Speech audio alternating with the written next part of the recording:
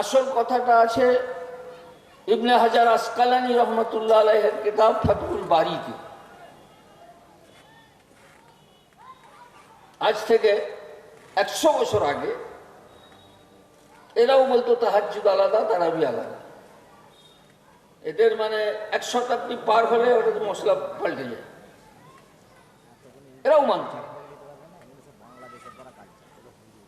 ইনি ওই কিতাব থেকেই নকল করে, তিনি একজন আহলে হাদিস আলিম, মাওলানা ওহিদুজ্জামানী নাম।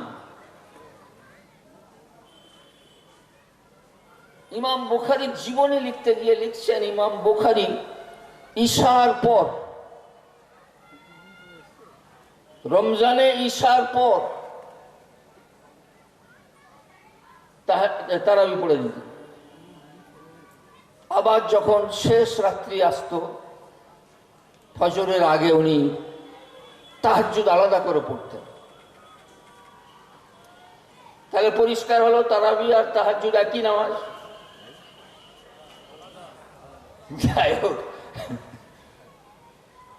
ইমাম বুখারী ওইভাবেই আমল করতেন। ইমাম বুখারী রহমতুল্লাহ আলাইহি এইভাবেই আমল করতেন।